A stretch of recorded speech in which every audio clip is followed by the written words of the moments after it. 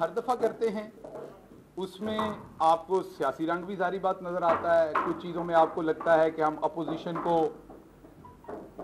बहुत ज़्यादा अटैक कर रहे हैं, कुछ चीज़ों में लगता है बस बेटा रहने दें आप, कुछ चीज़ों को लगता है कि आप बहुत अटैक कर रहे हैं कुछ। लेकिन आज की आपको प्रेस कॉन्फ्रेंस में एक चीज़ ज़रूर लगेगी कि एक हिस्सा मैं सिर्फ पाकिस्तानी बन के बात करूँगा, उसके बाद जो दूसरा हिस्सा होगा उसमें सियासत पे बात होगी और उसको हम डाइसेक्ट कर सकते हैं। और एक हिस्सा यकीन कीजिएगा कि मैं मुस्लिम लीग नून के वर्कर की आवाज़ बन के भी बात करूँगा।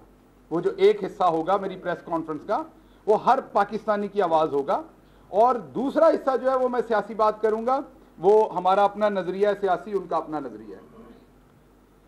देखिए, आपने हालिया दिनों में मुस्लिम लीग के जो कायद हैं नवाज शरीफ साहब, उनकी आपने चंद तकरीरें सुनी। मैं पहले दिन से इस व्यू पे था, आपने मेरा ट्वीट भी देखा था कि इनको तकरीर करने की इजाज़त ना दी जाए। यकीन कीजिए मुझे कोई खदशा उनसे सियासी नहीं था, सियासी तौर पे हमें उनसे कोई मसला नहीं है। मुझे खदशा उनसे था कि वो जहां बैठकर जो बात करेंगे उससे जो पाकिस्तान को ज़र्ब लगेगी, हमें 8 या 10 दिन या 15 दिन में ये नज़र नहीं आएगा। आज से महीने बाद, 10 महीने बाद, साल बाद इंटरनेशनल मीडिया उसे कैसे इस्तेमाल करेगा, इससे हमें पता चलेगा कि आज जो उन्होंने बातें की हैं उनका नुकसान क्या हो गया है। क्या हम में से किसी को यह डाउट है, किसी को इस कमरे में बैठे हुए या पाकिस्तान के तूलो अर्ज में, यार ये दरवाजा बंद रहने दें, आप ना खोलें, पाकिस्तान के तूलो अर्ज में किसी को कोई डाउट है कि इंडिया पाकिस्तान को तोड़ना चाहता है, इंडिया पाकिस्तान की फौज पे हमला करके 5th जनरेशन वॉर के थ्रू पाकिस्तान को तोड़ना चाहता है, और जब उनको पता है कि पाकिस्तान की फौज कमजोर होगी तो पाकिस्तान कमजोर होगा। आपने ये अपनी टेलीविजन स्क्रीन पर ये देख रखा है और सोशल मीडिया पे भी कि रिसेंटली चंद महीने पहले इंडिया के एक स्ट्रेटेजिक डिफेंस एक्सपर्ट ने ये कहा कि अगर पाकिस्तान को तोड़ना है तो वहां पर उनकी फौज के खिलाफ बगावत करा दो, फौज को डिस्क्रेडिट करो, पाकिस्तान टूट जाएगा। ये बात किसी हद तक दुरुस्त है कि हमारा मुल्क जिस तरह की जियोपॉलिटिकल सिचुएशन पे है, जो हमारा जोग्राफिया है, जिस तरह का हमारा अजली दुश्मन इंडिया 1947 से लेके आज के दिन तक पाकिस्तान को तोड़े बगैर उसे चैन नहीं आ रहा। 1971 में वो एक दफा हमें नुकसान पहुंचा चुका और उसका कन्फेशन ढाका के अंदर मोदी जो है वो कर चुके कि 1971 में इंडिया ने किस तरह से पाकिस्तान को 2 लाख किया। और अभी उनके डिफेंस स्ट्रेटेजिक एनालिस्ट जो हैं वो ये बात कह रहे हैं कि अगर पाकिस्तान को तोड़ना है तो पाकिस्तान की फौज को कंट्रोवर्शियल करो। और इसमें कोई शक नहीं कि हमारी फौज की वजह से हम महफूज हैं।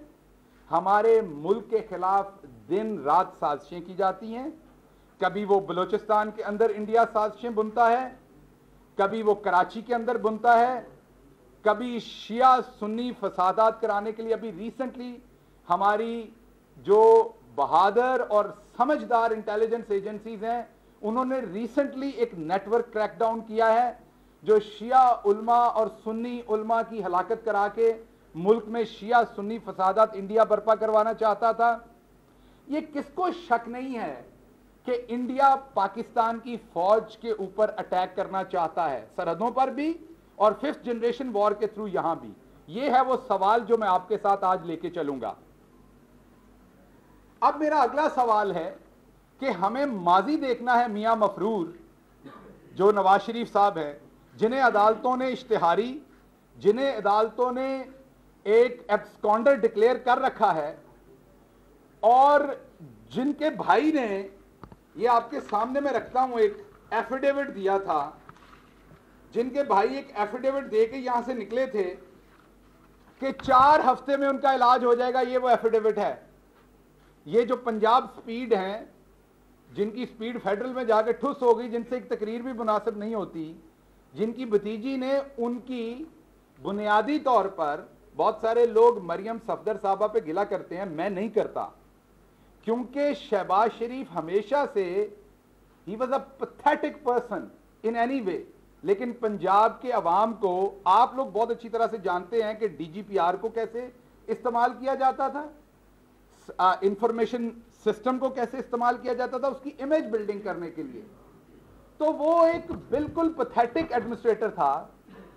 और जैसे ही फेडरल में गया तो आपके सामने अगर असेंबली में हमारे 2 एमएनए शोर शुरू कर दें तो हमें पहले से पता है कि शहबाज शरीफ से तकरीर नहीं होती। ये मैं आपको अंदर की बात बता रहा हूं। जिस दिन उनको तकरीर ना करने देनी हो, 2 बंदे शोर करें, वो तकरीर नहीं कर सकते जम के। और यहां उनका वो आयरन मैन का एक पूरा इंप्रेशन था जो वहां झाग की तरह बैठ गया। और मरियम सफदर को वक्त मिल गया, उन्होंने एक आहनी हाथ से उन्हें साइड पे रिमूव किया। तस्वीरें सोशल मीडिया पे मौजूद हैं। मरियम सफदर साहबा के करीब तरीन इंफॉर्मेशन की 2 खवातीन जब अदालत में उन्होंने अपनी जमानत वापस ली, ये जो प्रोपेगेंडा और झूठ शरीफ फैमिली ने हमेशा की तरह किया कि जी उनकी जमानत हुकूमत ने खारिज करवा दी, उनको जेल में दे दिया क्योंकि वो एपीसी में गए थे। कोर्ट का फैसला पढ़ें, उन्होंने अपनी जमानत की दरखास्त वापस ली। ये कोर्ट का 1 पेज का फैसला, उस पर 2 दफा लिखा हुआ है। उन्होंने जमानत की दरखास्त वापस ली और जिस पर उनकी जमानत कैंसिल हो गई। अब आप सोच रहे होंगे वापस क्यों ली?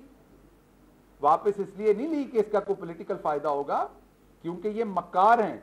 आप कोई और ग्राउंड बना के लाहौर हाई कोर्ट से ही दोबारा जमानत अप्लाई करने जाएंगे, क्योंकि इन्हें शायद लगता है कि सुप्रीम कोर्ट में शायद इन्हें रिलीफ ना मिले, जो इन्हें शायद लगता है कि लाहौर हाई कोर्ट से इन्हें मिले। लेकिन मेरे ख्याल में फैसला तो हर जगह मेरिट पर होना है, आप जहां से भी करें। लेकिन बहरहाल वापस आता हूं मैं मुद्दे पे कि आज इनकी ये जो साजिशी जमात बन गई है, जिसमें इनके बहुत सारे लोग जो हैं जिन्होंने माल पानी छोटा मोटा खाया है, छोटी मोटी चोरी की है, लेकिन वो मुल्क दुश्मन नहीं है।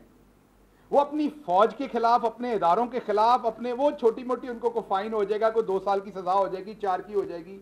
कुछ ऐसे भी हैं जिन्होंने नहीं खाया, लेकिन वो पाकिस्तान मुखालिफ बयानियां, अपनी अफवाज के खिलाफ बयानियां का हिस्सा वो नहीं बनना चाहते।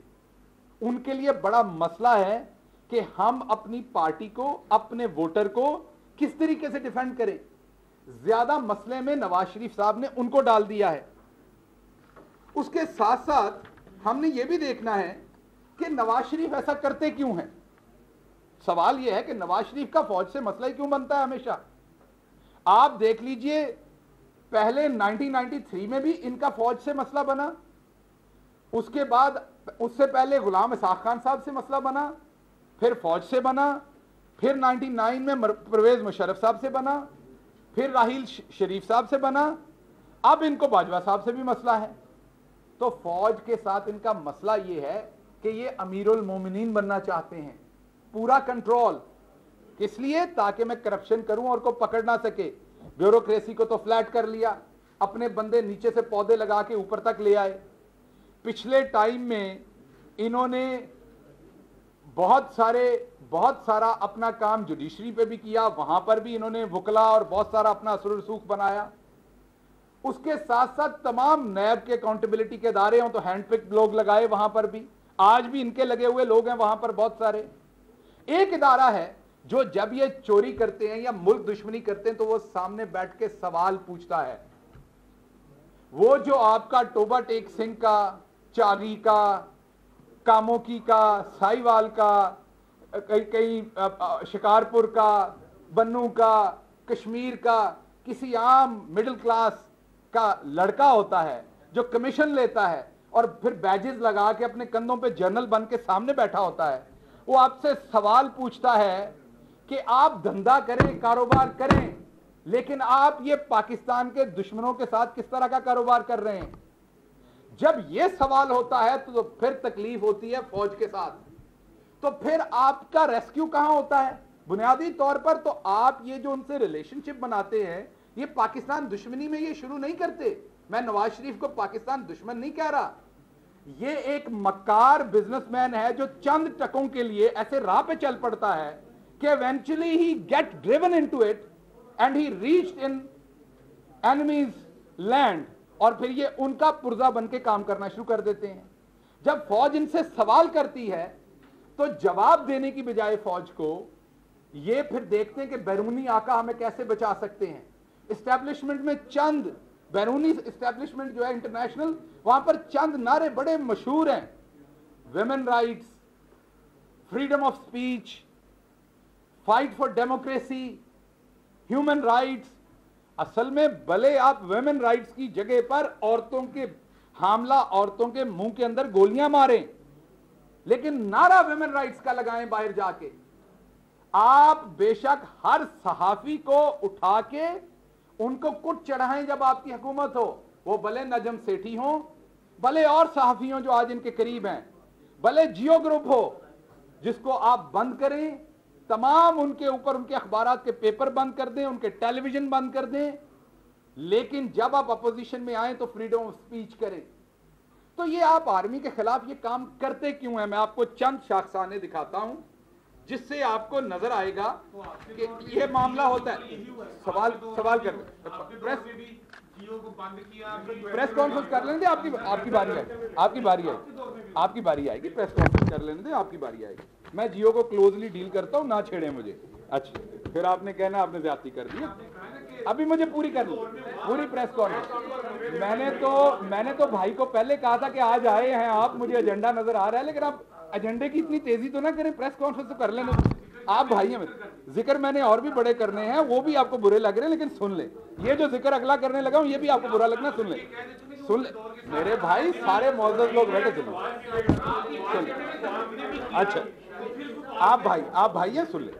अच्छा जी, आपकी खिदमत में अर्ज करता हूं कि जिंदाल साहब एक बिजनेसमैन हैं जो पाकिस्तान बहुत दफा आए और आकर बगैर वीजे के प्राइम मिनिस्टर नवाज शरीफ को मरी में जाकर मिले। हम सियासत में नॉर्मली बिजनेसमैनों को इन्वॉल्व नहीं करते। आज मैं पाकिस्तान के बिजनेसमैन को सियासत में इन्वॉल्व करना चाहता हूं। आज मैं पाकिस्तान के बिजनेसमैन से यह पूछना चाहता हूं, क्या आप में से कभी कोई इंडिया जाकर बगैर वीजे के इंडियन प्राइम मिनिस्टर से मिला है?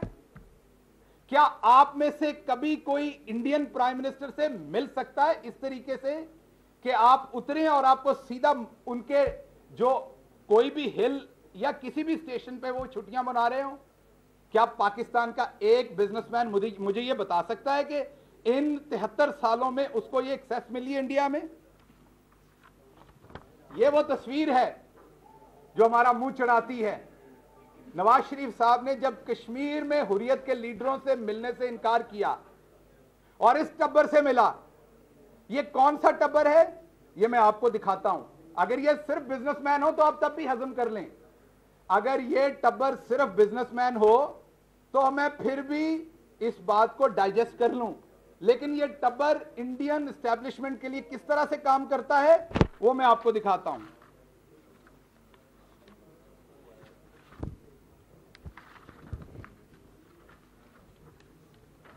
यह है सज्जन जिंदाल का ट्वीट। जैसे ही आपके सामने पठानकोट का जो वाकया हुआ, उसने फौरी तौर पर पाकिस्तान को 2 हिस्सों में नैरेटिव वाइज तकसीम किया। उसने कहा जब पाकिस्तान और इंडिया की पॉलिटिकल लोग इकट्ठे होने की कोशिश करते हैं, पाकिस्तानी एजेंसीज मीन पाकिस्तानी फौज, पाकिस्तानी आईएसआई हमले करवा देती है ताकि इकट्ठे ना हो सकें। वही नैरेटिव जो नवाज शरीफ बार बार कहता है, वही बात जो नवाज शरीफ बार बार कहता है कि हमारी फौज हमें हुकूमत नहीं करने देती, हमें फैसले नहीं करने देती। ये वो लाइन है जो नवाज शरीफ के आका लिखते हैं, ये बोलता है। आज नवाज शरीफ ने जो तकरीर की है, आप पिछले 5 साल इंडिया के चैनल्स की हेडलाइंस देख लें, वो वही बातें थी पहले जो उनके न्यूज डायरेक्टर, उनके एडिटर लिखते थे और वो बोलते थे। आज वो नवाज शरीफ के मुंह से, उनके न्यूज कास्टर के मुंह से निकल रही हैं, आज वो बातें उनके रिप्रेजेंटेटिव के मुंह से निकल रही हैं।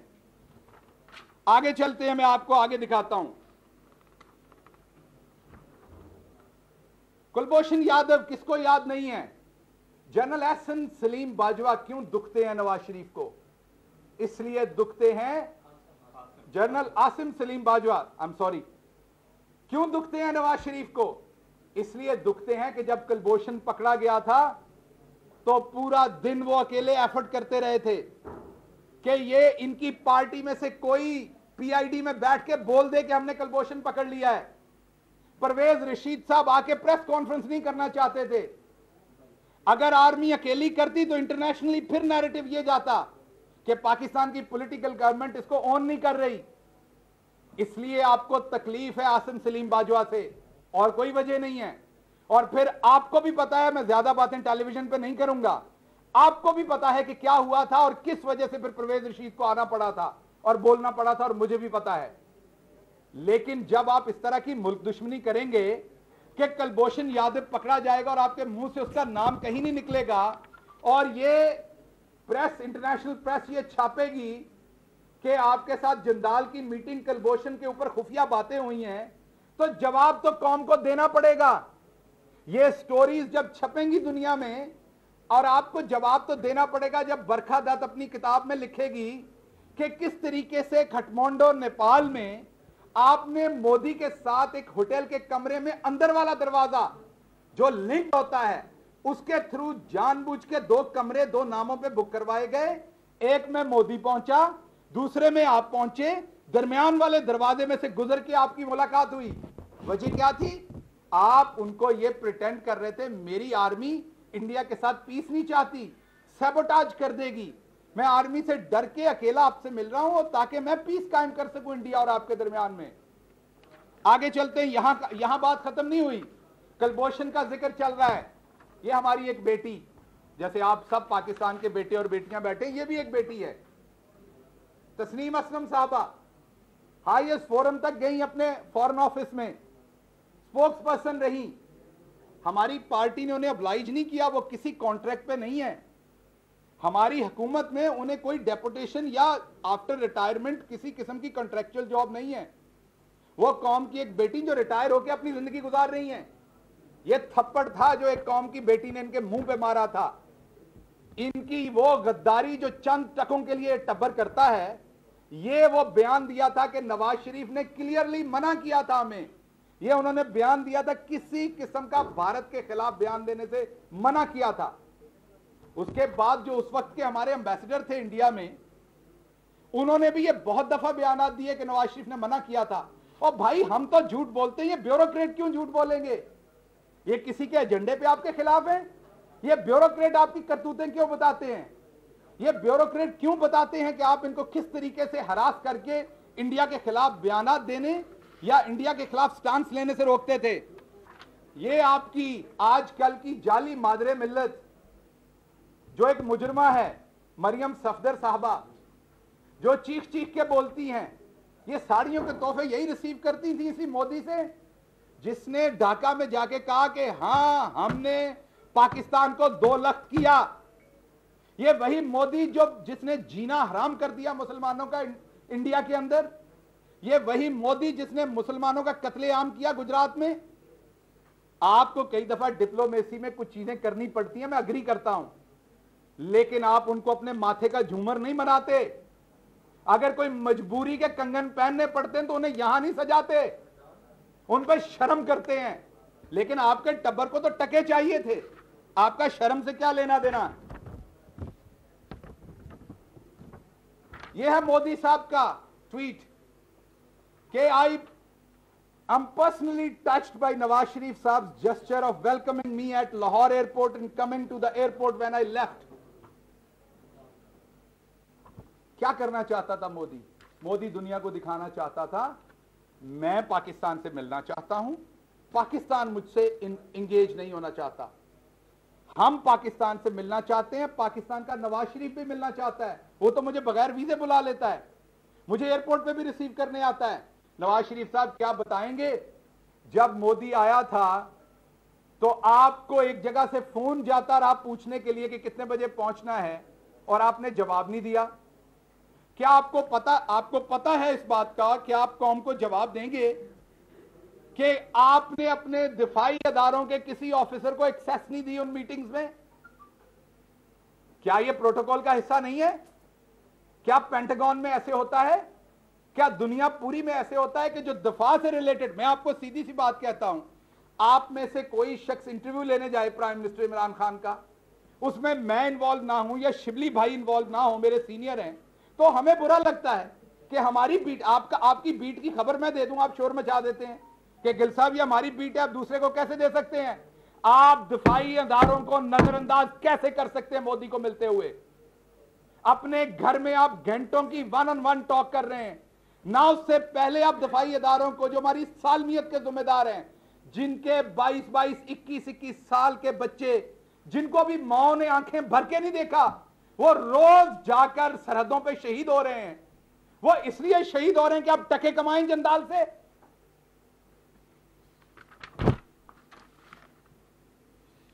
ये है वो पग। शायद आप में से कुछ लोग देहात के ना हो, शायद आप लोग कुछ देहात के ना हो तो उन्हें ना पता हो पग क्या होती है। नवाज शरीफ अमृतसर से, इसे पता है पग क्या होती है। पग आप अपने सर पे अपनी बेटी की शादी पे उसकी पहनते हैं जो सबसे गैरतमंद और आपके साथ कटने मरने को तैयार होता है, जिसकी आपकी और जिसकी इज्जत सांझी होती है। वो चौधरी आपको पग भेजता है तो आप उसकी पग पहनते हैं। ये चौधरियों का खासा है और नवाज शरीफ ने यह पैगाम भेजा था।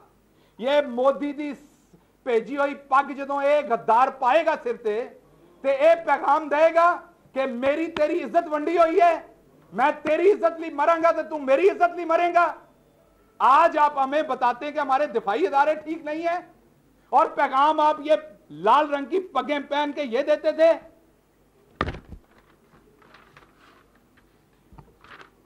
मैं इंडिया गया था, मुझे आज तक याद है, मेरे साथ एक 62 साल के प्रोफेसर थे। वो आगरा जाना चाहते थे क्योंकि उनका ख्याल था कि शायद वो दोबारा इंडिया ना आ सके अपनी जिंदगी में। और आगरा हमारे बड़े बूढ़ों ने बनाया हुआ है, हमारे मुसलमान हुक्मरान ने बनाया था, इन्होंने प्यो दी जगीर नहीं है।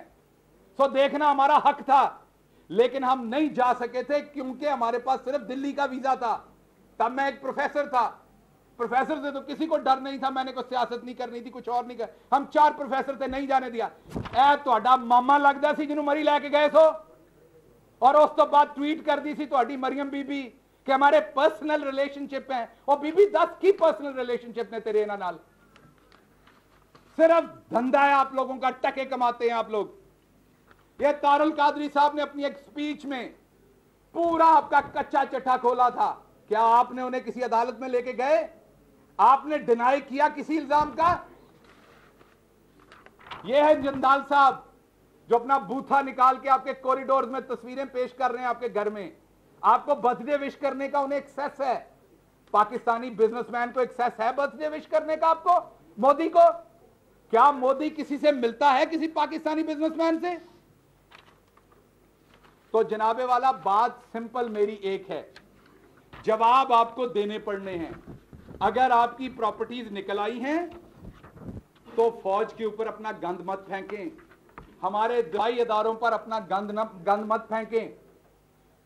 इस कमरे में बैठा हर शख्स भी यह जानता है कि हमारी फौज हमारे अमन की जमानत है। हम रात को सोते, होगी कोई कोताहियां हुई हैं हमसे, बिल्कुल जमहूरी दौर में कोताहियां हुई हैं। मैं खुद जमहूरियत के अंदर आज हूं, मुझे पता है हमारी, अगर आज कोई फेलियर है हमारी गवर्नमेंट का, वो हमारा है। अगर कोई सक्सेस है वो हमारी है। हमारी फौज हमें कहीं काम करने से नहीं रोकती। अगर हमारी कोई कुताही है तो आपकी तरह अपनी फौज पे नहीं डालेंगे कल को। अगर आज हम आवाम को किसी चीज पे कम डिलीवर कर सके हैं तो हमारी कुताही है, हमारी फौज की वजह से नहीं हम डिलीवर कम कर सके।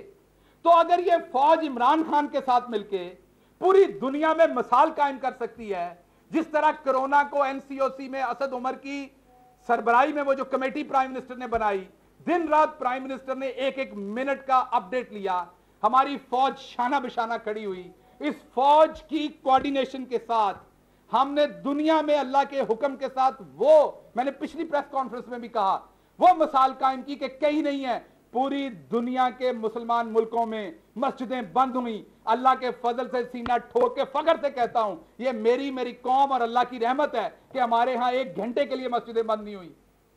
तो ये क्या फौज की वजह से नहीं हुआ? टिड्डी दिलाता है, हमारी फौज हमारे साथ मिलके जितना खतरा हम एक्सपेक्ट कर रहे थे उससे 25% भी नुकसान नहीं होता। स्प्रे तक कर रहे हैं हमारे जवान। सैलाब आता है आपको फौज याद आती है। जब आपने लंबे बूट पहन के जाके वहां तस्वीरें खिंचवानी होती हैं सिंध या चनाब या झेलम के सैलाब पे, तो कौन होता है वहां पर कश्तियों पे लोगों को निकालने वाला? वो जिन कश्तियों में जाके बैठते हैं वो किसकी होती हैं कश्तियां? आपने अब लिया एनडीएमए के थ्रू, आपको चंद कश्तियां आई चंद साल पहले। उससे पहले किसकी कश्तियों में बैठ के आप तस्वीरें खिंचवाते थे?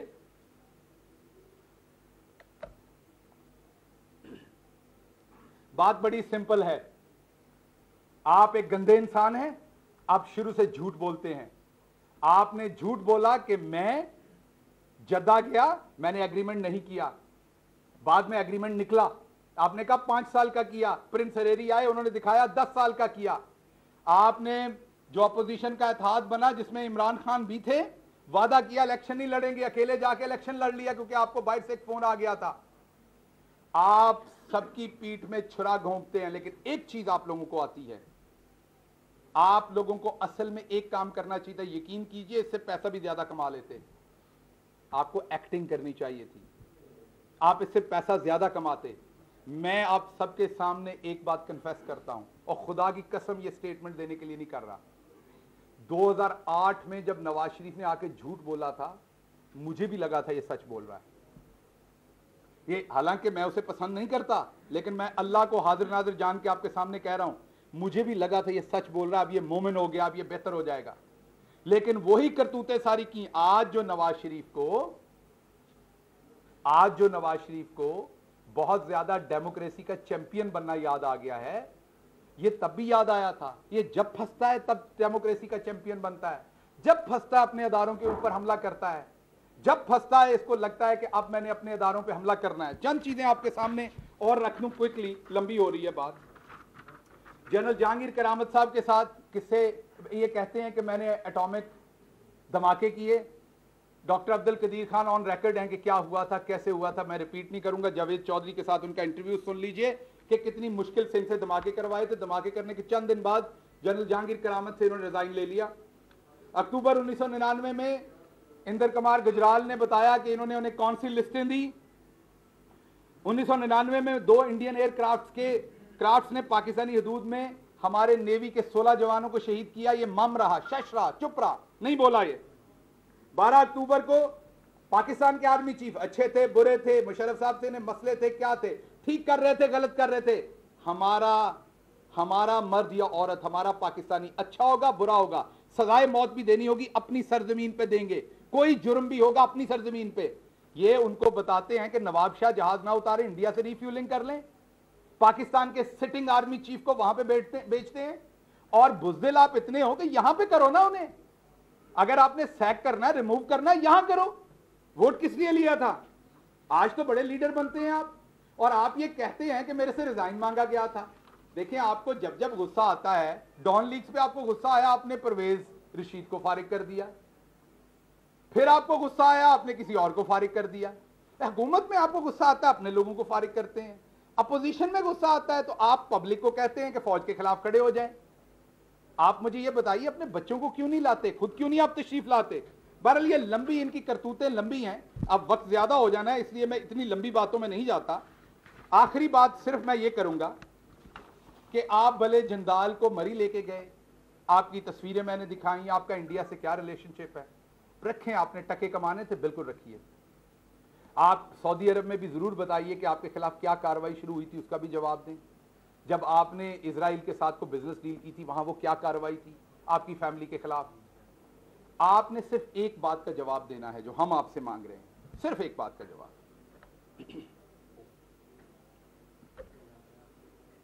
एक बात का जवाब, जो दिल आता है करें। पैसा आपका पकड़ा गया है, जवाब आपको देना पड़ना है। आप अल्ताफ हुसैन बने, अल्ताफ हुसैन बनने की कोशिश करें। पिछले मंगल वाले दिन जिस एम्बेसी में लंदन में जाके आपने मुलाकातें की हैं, जितने बजे की हैं, हमें सब पता है। हमने धोती आपकी उठा दी तो मसला बन जाना है। ना करें, पाकिस्तान को इस तरह बेइज्जत ना करें।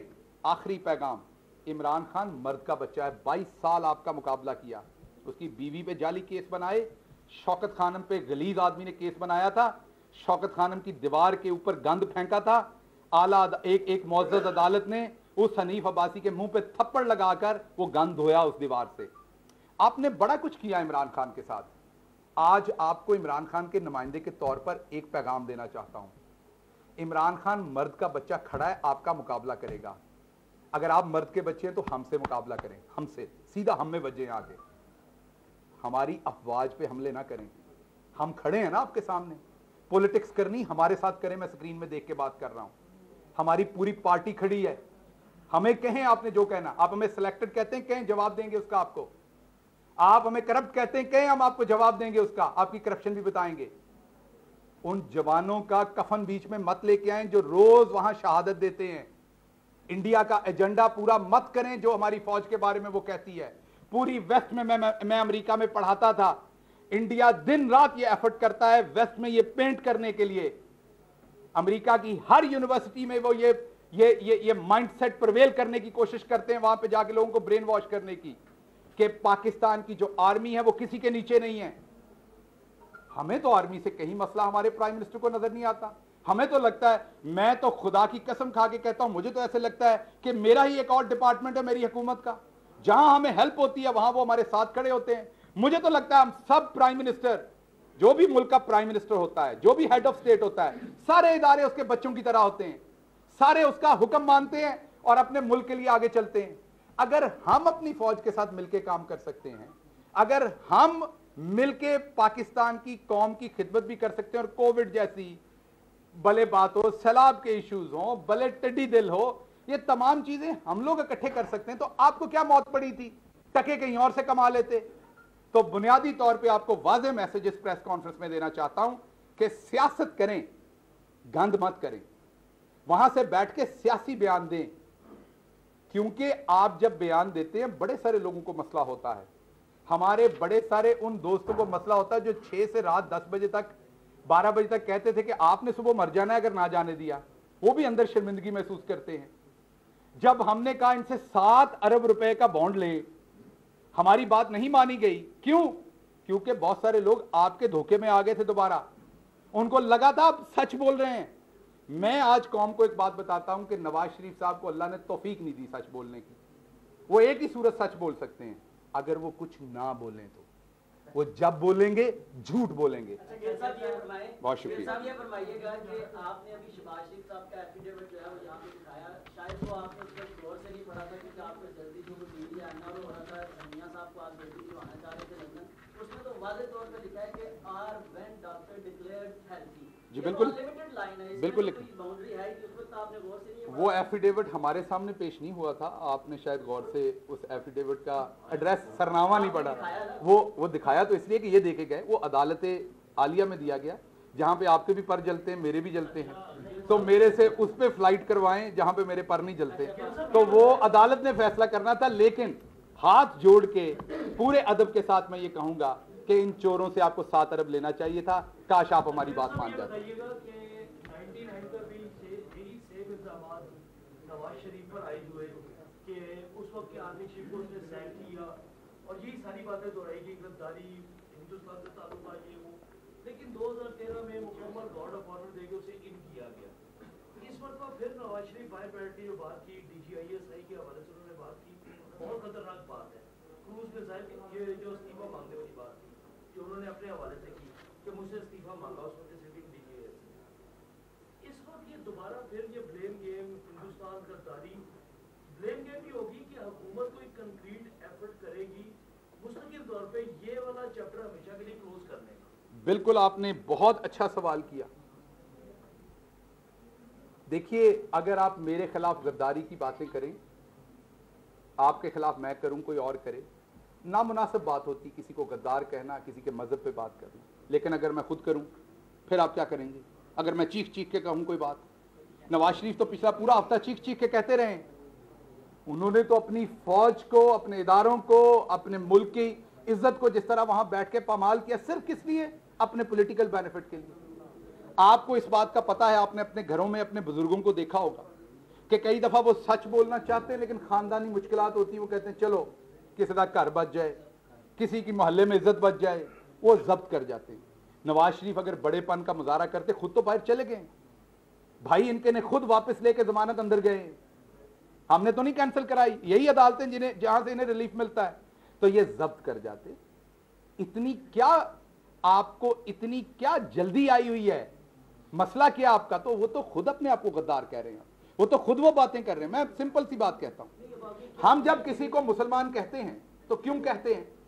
उसको बोलना पड़ता है ला इलाहा इल्लल्लाह मुहम्मदुर रसूलुल्लाह। अगर मैं ये ना पढ़ूं तो मैं मुसलमान नहीं हूं, मुझे पढ़ना पड़ेगा ना। अल्फाज की कीमत होती है, अल्फाज की हैसियत होती है। ये ना कहें वो अल्फाज, ना कहते तो शकूक शुबहात होते। मैं ये इल्जाम लगाता, ये दिखाता, आप 60% मानते, 40% ना मानते। अब तो ये सारी बातें इकट्ठी होकर जब सामने आ रही हैं, इनके अल्फाज भी आ रहे हैं, तो बड़ी क्लियर बात है कि हमें ये सोचना पड़ेगा। मैंने आज जो प्रेस कॉन्फ्रेंस की, बहुत ज्यादा पॉलिटिकल इनके ऊपर मैंने अटैक नहीं किया कि राणा सनाउल्लाह साहब ने क्या किया, मैंने को मनी लॉन्ड्रिंग की बातें नहीं की। मैंने वो बात की जो मुझे एज अ पाकिस्तानी तकलीफ हुई है। और यकीन करें, मैं दोबारा, आप सबको पता है पंजाब में मेरा आपके साथ रहा है, इनके 8 लोगों ने मुझे फोन करके कहा है कि हम आपकी पार्टी में तो नहीं आ सकते, हम आईनी तौर पर वहां से हमने इलेक्शन लड़ा हुआ है, लेकिन हमें यह भी समझ नहीं आती कि हम हल्के में कैसे जाएं जो बातें इन्होंने कर दी हैं। तो कम से कम ये अपनी पार्टी के लोगों पर, अपने वोटर पर ही रहम करते। अच्छा जी सर। जब इमरान खान के पास इक़्तिदार नहीं था तो यही इमरान खान इंडिया के चैनल में बैठकर हमारे पाकिस्तान के खिलाफ बातें किया करता था कि फौज की मुदाखलत के बगैर कोई इक़्तिदार में नहीं आता। आज इक़्तिदार इमरान खान के पास है, नवाज शरीफ बाहर बैठकर वही बातें फौज के खिलाफ कर रहे हैं। क्या गारंटी है कि कल को इमरान खान को इक़्तिदार से हटा दिया जाएगा और फौज के खिलाफ? यहाँ पर 2 चीजें बड़ी इंपॉर्टेंट है। आपने जो बात की, इमरान खान के ये वाले काम नहीं है कहीं भी जो आपके सामने है, पहली बात। दूसरी बात जी, नहीं, वो तो सबके साथ मुलाकात करते, ओपन करते ना, छुप के तो नहीं करते, वीजे के बगैर तो नहीं करते। हाँ, नहीं तो बिल्कुल की है। वो तो गए थे, विजिट करने गए थे, तो मिले थे, पूरा वक्त गया था यहां से। सो बात यह है कि प्राइम मिनिस्टर ने कभी अपनी आर्मी के खिलाफ या आर्मी के बारे में कोई भी डिफेंस रिलेटेड हमारी बात, मैंने क्रूज मिसाइल बनाया था, हमने रिवर्स इंजीनियरिंग की थी, ओ भाई को शर्म करो। कल को हो सकता है हम किसी और मुल्क को हमने उसकी डील करनी हो, बेचना हो, हमारे पे कॉपीराइट्स आ जाएंगे, आपने तो हमारी रिवर्स इंजीनियरिंग की हुई है। आप पागल हो गए हैं? आप मुल्क की सारे राज जो है वो मीडिया पे जाके दे रहे हैं। अगर प्राइम मिनिस्टर ने यह कहा, मेरे प्राइम मिनिस्टर ने यह कहा कि माजी में फौज ये करती रही है, मैं भी कह रहा हूं माजी में फौज का रोल रहा है, हर मुल्क में होता है, कहीं एक्सेस हो जाता है। हम अपने घर में बैठ के बात करेंगे अगर कोई है, क्या आज है? क्या हम कहते, हमने तो नहीं कहा 2013 का इलेक्शन फौज ने इनको जिताया था, हम तो नहीं कह रहे, हमने ये तो नहीं कहा फौज मिली हुई थी, इन्होंने धांधली की थी, ये यहाँ ब्यूरोक्रेसी के साथ मिलकर। इमरान खान की स्टेटमेंट है जनरल क्यानी और ब्रिगेडियर डॉक्टर ताहिर कादरी के, इंडिविजुअल हो सकता है, इंडिविजुअल हो सकता है, इंडिविजुअल किसी पे बात हो सकती है, ये इंस्टीट्यूशन पे बात करते हैं। अगला सवाल। अच्छा, ये बताइएगा शहबाज साहब कि 126 दिन का धरना दिया गया था खान साहब की तरफ से, अब ऑपोजिशन जो है वो लॉन्ग मार्च भी करने जा रही है, जलसे जुलूस भी करने जा रही है, तो क्या उनको मुकम्मल आजादी होगी या पकड़ दकड़ होगी? देखिए, कानून के मुताबिक मैं 2 राय दूंगा आपको। कानून के मुताबिक उनका ये हक है कि वो जलसा जुलूस करें, जो उनका कानूनी हक है वो उनको मिलना चाहिए और मिलेगा। मेरी पूरी बात सुनिए, जो भी उनका कानूनी हक है, जो हम इस्तेमाल करते रहे, उन्हें भी मिलेगा। लेकिन थोड़ा सा हमारी अदालतों को, बड़े दूसरे लोगों को ये सोचना चाहिए कि ऐसे मुजरिम जो जमानतों पे हों या मफरूर हों, क्या उन्होंने जलसों में, वो तो फिर आज़ाद है ना। जो एक बंदा पहले ही मुजरिम है तो कुछ भी बोल देगा, तो अगर आप कुछ भी बोलने देंगे, इस तरह की फ्रीडम ऑफ स्पीच पे जाएंगे, तो फिर तो वेस्ट जो फ्रीडम ऑफ स्पीच मांगता है सारी, वो भी आपको देनी पड़ेगी और माननी पड़ेगी। तो ये बहुत ही डेलिकेट सिचुएशन है ऐसे लोगों के लिए जो मफरूर हैं या जमानतों पे हैं। इनके जो दूसरे लीडरान हैं उनके बारे में तो कानून बड़ा वाज़ेह, उनका हक है, जलसा करें, जुलूस करें, तोड़फोड़ ना करें, आवाम को नुकसान ना पहुंचाएं, अमनो अमा के साथ जो मर्जी करें, उनका हक है, एक जमहूरी मुल्क है। जी सर।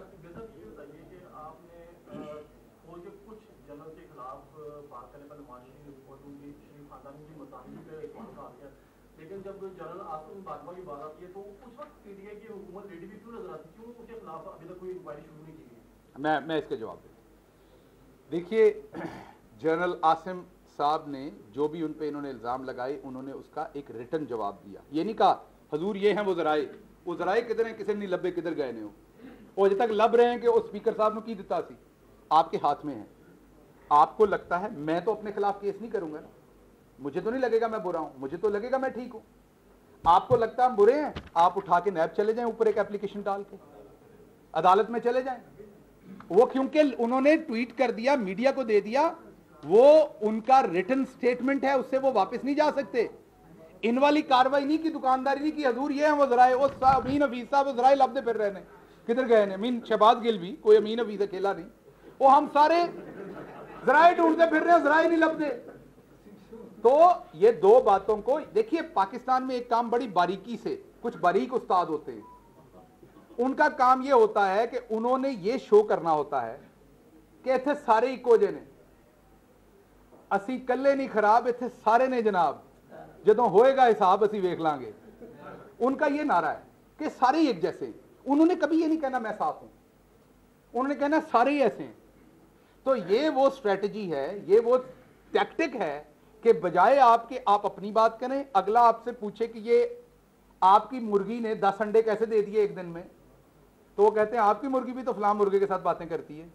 नहीं, अब तो मुर्गी खान के बगैर ही अंडा दे देती है। आज की मुर्गी अच्छा, क्या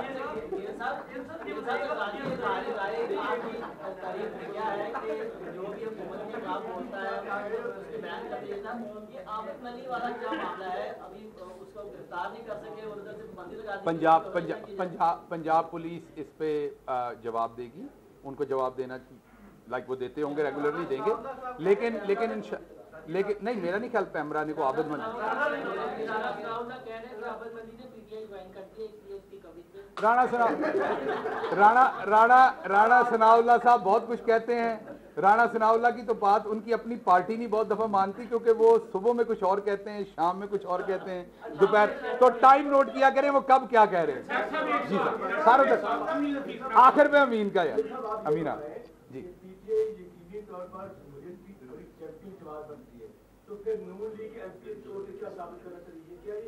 बहुत अच्छा सवाल किया, मैं आप ही से तवक्को कर रहा था ये सवाल का, क्योंकि आप अच्छे सवाल करते हैं। मैं जब पंजाब में था तो नून लीग के 32 एमपीए मेरे साथ कांटेक्ट में थे, मेरी उनसे मुलाकात भी हुई थी, लेकिन वाजे बता दिया था उन्होंने भी और हमने भी उनको कि हमारे लीडर वो करतूत नहीं करेंगे जो 2008 में इन्होंने की थी, जो इन्होंने परवेज अलाई का फॉरवर्ड ब्लॉग बना के तो यहां पर वजारत आला की थी। लेकिन मुझे एक बात बताइए, आपसे सवाल है, अगर आपको आपका चैनल तनख्वाह ना दे, आप मेरे पास आए कि जी मेरे 10 बंदे उनको तनख्वाह नहीं दी, आप ये ऐड के पैसे दे रहे हैं चैनल को, तो क्या मैं आपकी बात नहीं सुनूंगा? मेरे पे फर्ज नहीं है आपकी बात सुनना। तो अगर नून लीग का एमपीए मेरे पास आता है, ये बात कहता है कि मैं डिसोन करता हूं ये अपनी फौज के खिलाफ बयान को, अपने मुल्क के खिलाफ बयान को, तो क्या हम उनकी बात ना सुने? या उनके हल्के का कोई काम है, कोई नाली है, सड़क है, अस्पताल है, वो मेंबर पार्लियामेंट है, क्या हम उनकी बात ना सुने? ये पीछे से तो लगता है उत्तो नूरा कुश्ती कर देने, अंदरों सारे फोन करके अपने अपने कम दस देने, जो कहते हैं ना कि हम बड़े साथ हैं, वो भी बताते हैं। वो आपको बताऊंगा, लेकिन उससे पहले आप तो अलाइन हो जाए। जी अमीन अभी अच्छा उन्हें बगैर अंडा और वो गल नहीं करनी कोई। हाँ सही है, नहीं बेशक जो तुसी चाह रहे हो करो, लेकिन अंडा मुर्गी कट के। जी डॉक्टर साहब, ये बताइए, आपने सारी माशाल्लाह इतनी खूबसूरत जज्बाती 3 दफा आपने पानी पिया, 4थी दफा पिया, इतने जोश, आपको मैंने फिर भी नहीं देना, आप भले गिनते रहे। इतना जोश से आज आप बोले हैं कि आपके अंदर वो स्टूडेंट लाइफ वाली बात है, आप फौज के हक में बोले, फौजी हमारा फर्ज है सबका, हम आपके साथ हैं, हम भी फौज के साथ हैं, फौज हमें दिफा कर रही है, पाकिस्तान को मजबूत कर रही है, हम फौज के साथ हैं। सवाल ये है, आपने नवाज शरीफ साहब की लंदन बैठी हुई तकरीरों को रोकने के लिए पैमरा के थ्रू एक लेटर दे दिया जुबान बंदी का, ये तो आप कर सकते थे, हो गया। आप नवाज शरीफ की हमेशा के लिए जुबान बंदी के लिए सोशल मीडिया पे जो आप बोलेंगे, आप इतने ज़हीन हैं, सोशल मीडिया पे नवाज शरीफ को और उसकी जुबान को और फौजी अदारों के खिलाफ, पाकिस्तान की सलामती के इदारों के खिलाफ उसकी बातें ना पहुंचे थ्रू सोशल मीडिया, क्या एक्शन आप लेना चाहते हैं? अच्छा, दो चीजें आपको बता दूं। एक तो आप लाहौर से हैं और लाहौर ही के एक वकील हैं जिनकी वजह से ये सारा कुछ हुआ है, जिन्होंने अजहर सदीक साहब, जिन्होंने पैमरा से ये रिस्ट्रेनिंग ऑर्डर लिया। हम अच्छा सुन ले बात, बिल्कुल पीटीआई के अगर किसी वकील को तकलीफ है तो वो जा सकता है, बंद कर देंगे, पीटीआई वाला किसी अदालत नहीं जा सकता। वो हर इदारे के बारे में ऐसी बातें होती, छोड़ दें। आप वो कहूँगा आप सवाल वो करते हैं जो कहा जाता है, तो ऐसे फिर आप गुस्सा कर जाएंगे, हमारे पे आप इल्जाम लगाते हैं, ऐसे नहीं, ऐसा नहीं। अच्छा, बात यह है कि अमीन हफीज साहब, एक हुकूमत नहीं गई, मेरा इरादा था जाने का आपके सामने, मैं तो आपसे छुपा नहीं रहा। मेरा पहले दिन मुझे ये खदशा था कि ये पाकिस्तान के इदारों पे हमला करेंगे। मैंने ट्वीट भी किया था, मुझे प्राइम मिनिस्टर ने मना कर दिया कि ये अदालतें जाने, पैमरा जाने, आपका काम नहीं है। और मैंने ये एक टेलीविजन पे आज नहीं, उसी दिन माना, उसी दिन बीपर देते हुए माना कि मुझे प्राइम मिनिस्टर ने मना किया कि आपका काम नहीं है, ये इदारे जाने, अदालतें जाने, उन्होंने फैसला करना है। अब अगर कल को आप भी तो जाते हैं उन्हीं अदालतों में, अजहर सिद्दीक चले गए, आप भी जाते हैं, हमें आपकी किसी खबर के ऊपर तकलीफ होती है, हम जाते हैं, पैमरा आपको नोटिस देता है, आप अदालत चले जाते हैं, जी गलत दिया है, कई दफा अदालत कैंसिल कर देती है, हमारी बात नहीं मानती। ये आपके सामने एग्जाम्पल है कि 50 रुपए के ऊपर, वैसे वो मेरा ख्याल अदालत भी उस टाइम आ गई इनके चकमे में जो इन्होंने झूठ बोला, वरना 7 अरब, तो 50 रुपए के ऊपर ये बाहर गए। अदालत का फैसला है, हमारा फैसला नहीं 50 रुपए वाला, हम तो 7 अरब चाहते थे। रही बात सोशल मीडिया पे हम इनका क्या इंतजाम करेंगे, वो अल्लाह के हुक्म से हमें इंतजाम करने की जरूरत नहीं होगी, वो इंतजाम पाकिस्तान की आवाम करेगी, जैसे उन्होंने अल्ताफ हुसैन का किया। वो भी बड़ा बोलता था। और एक बात और वाज़ेह है कि मेरे ही लीडर ने अल्ताफ हुसैन को इंडिया का एजेंट कहा था, और तब उस वक्त की जो एमक्यूएम थी वो नहीं मानती थी, तब उस वक्त का कुछ मीडिया भी नहीं मानता था कि जी ऐसे इल्जाम लगा रहे हैं। आज अल्लाह अल्लाह के सबने इमरान खान की वो बात की, और सबसे पहले उसकी भी इमरान खान के साथ ठनी थी। वज़ीर आज़म के मुआवने खुसूसी शहबाज गिल प्रेस कॉन्फ्रेंस से खिताब कर रहे थे। उनका कहना था कि नवाज शरीफ से हमें कोई सियासी खतरा नहीं, दुश्मन चाहते हैं पाकिस्तान के अस्करी इदारों को मुतनाज़ा बनाकर मुल्क को कमज़ोर कर दिया जाए। ये थी PTV ताज़ा तरीन। एक ब्रेक के बाद हाजिर होते हैं खबरनामे के साथ, हमारे साथ